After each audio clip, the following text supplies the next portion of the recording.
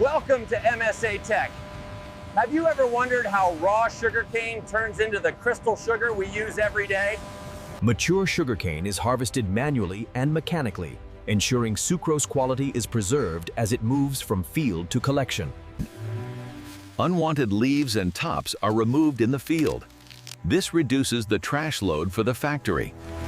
Harvested cane is bundled or loaded loosely to ensure smooth transportation and unloading efficiency. Cane is transported quickly to the factory using tractors or trucks. Speed preserves sucrose content. Each truckload is accurately weighed to calculate incoming cane quantity for processing efficiency. Cane is carefully inspected for maturity, sucrose content, and trash percentage. Freshness is key to high-quality sugar production. Hydraulic tippers and cranes unload cane onto conveyors, ensuring a steady flow into the preparation station. Conveyors maintain a constant flow of cane toward cutters and shredders, ensuring uninterrupted processing. Dry cleaning removes mud, stones, and leaves from cane. This protects shredders and ensures efficient juice extraction. High-pressure water jets remove soil and small trash, preparing cane for cutting and shredding. Heavy-duty knives chop cane into short billets, improving shredding efficiency and juice extraction. Shredders tear cane into fine fibers, exposing the juice-bearing cells for efficient extraction. Magnetic separators remove nails and metallic debris, protecting machinery and ensuring product safety. Shredded cane is evenly spread, ensuring smooth feeding into milling or diffuser systems for consistent extraction. Sensors regulate cane bed thickness entering mills, maintaining stable extraction and efficiency.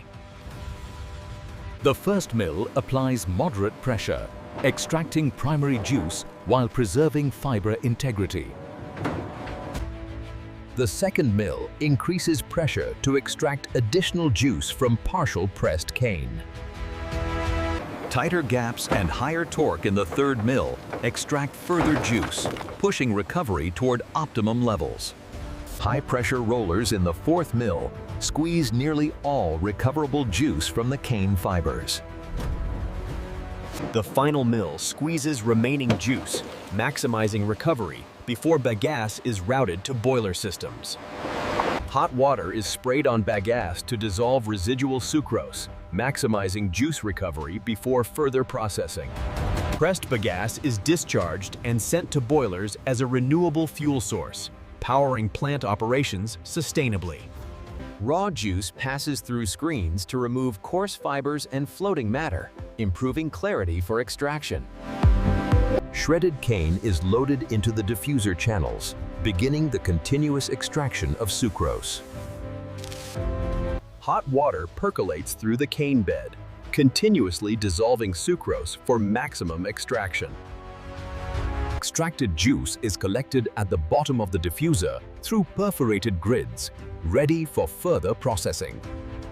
Bagasse is squeezed to reduce moisture, ensuring efficient handling and use as boiler fuel. All extracted juice is stored in a common tank, consolidating flow before treatment. Impurities are removed using fine mesh screens, improving juice clarity for further processing. Extracted juice is weighed to calculate extraction efficiency and monitor plant performance. Raw juice is heated to 65 to 75 degrees Celsius, killing enzymes and preparing it for chemical treatment. Milk of lime is prepared to neutralize acids and adjust juice pH, ensuring proper clarification. The correct lime quantity is added, stabilizing juice and removing impurities efficiently. Phosphoric acid is added, creating flocks that capture dirt, color, and suspended solids. Sulfur dioxide gas bubbles through the juice, bleaching color and improving clarity for downstream processing. Treated juice is rapidly mixed, ensuring uniform reaction of added chemicals for consistent clarification. Chemicals react with impurities, forming visible flocks that will settle in the clarifier. Flocculated particles grow heavier, allowing them to settle easily for subsequent clarification. Juice is heated to enhance flock settling, improving efficiency in the clarifier. Treated juice enters the clarifier, allowing suspended impurities to settle gradually. Mud is continuously drawn from the clarifier bottom and sent to rotary filters for further processing. Clear juice rises to the surface, overflowing into storage channels for concentration. Clarified juice is tested for turbidity, pH, color, and impurities to ensure quality before evaporation. Mud is diluted with water to improve juice recovery during filtration. Rotary filters separate the remaining juice from mud, minimizing losses and preparing juice for evaporation. Recovered juice from filters is returned to the mainstream, improving overall yield. Clarified juice is pumped into multi-effect evaporators, beginning the concentration process. Juice boils in the first effect, removing a large portion of water and beginning concentration. Vapor from the first effect heats the next, saving large amounts of steam and energy. Further water is removed in the second effect, steadily increasing juice concentration.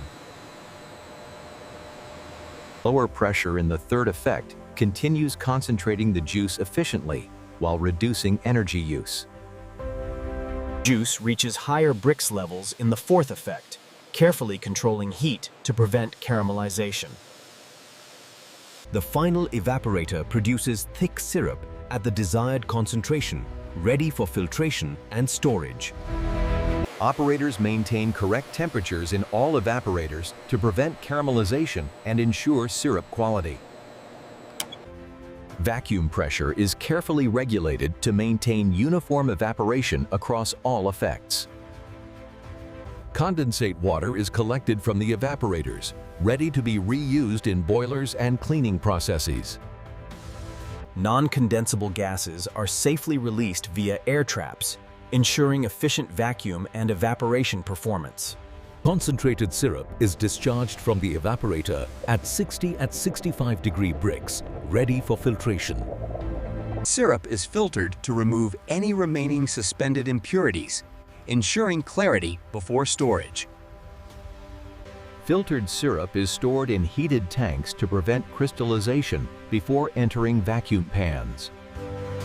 Thick syrup is charged into the vacuum pan, beginning the crystallization process under controlled conditions. Vacuum is applied to lower the boiling point, preventing syrup burning and preserving color. Steam heats the calandria tubes, causing the syrup to evaporate and thicken efficiently. Seed crystals are added to the pan, initiating uniform sugar crystal formation in the thick syrup. Small crystals gradually grow as more syrup is added, ensuring uniform sugar formation. Operators monitor the mother liquor to ensure optimum purity and viscosity for consistent crystal growth. Operators adjust Brix levels to maintain correct syrup concentration for uniform crystal formation. Pan contents are boiled under vacuum until the desired crystal size is achieved efficiently and safely. As crystals grow, thick massicrete forms, a mixture of sugar crystals and syrup ready for crystallizer transfer. Massicrete is discharged from the vacuum pan into the crystallizer, starting the cooling and crystal growth stage. Slow agitation in the crystallizer ensures uniform cooling, preventing clumping and promoting consistent crystal formation. Temperature is gradually lowered to improve crystal uniformity and optimize the sugar quality. The highest purity massicrete is processed first to produce premium quality sugar. Lower purity massicrete is recycled for secondary crystallization, improving overall sugar recovery. The final C massacrete is processed to recover the remaining sugar before molasses extraction. Thick massacrete is pumped into centrifuges to separate sugar crystals from molasses efficiently. The centrifuge accelerates gradually, efficiently separating molasses from the sugar crystals. Molasses is drained from the centrifuge basket and collected for further processing or sale. Sugar crystals are washed with hot water, enhancing brightness and purity before drying. Clean sugar crystals are discharged onto conveyors, ready for drying and grading. Molasses is carefully heated to reduce viscosity, ensuring smooth pumping and safe storage. Operators manage A, B, and C cycles to process different qualities of massacrete efficiently. Wet sugar is transported efficiently to the drying section via screw and belt conveyors. Sugar is tumbled in the rotary dryer, removing surface moisture for uniform dryness. Hot air fluidizes sugar crystals, drying and cooling them uniformly before storage. Cooled sugar stabilizes the crystals, preventing sticking and moisture absorption. Cyclone collectors remove sugar dust, ensuring a clean and safe processing environment. Sugar is screened into fine, medium, and coarse grades for packaging and distribution. Metal detectors ensure all sugar is free of contaminants before final packaging.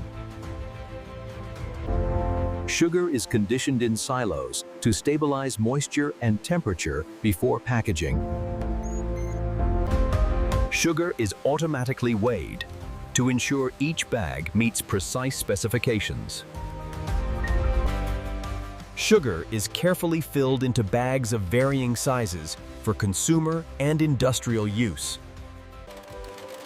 Each bag is securely stitched or heat sealed to prevent leakage during handling and transport. Each bag is labeled with date, batch number, and product grade for traceability. Bags are carefully arranged on pallets, ready for safe storage and shipment.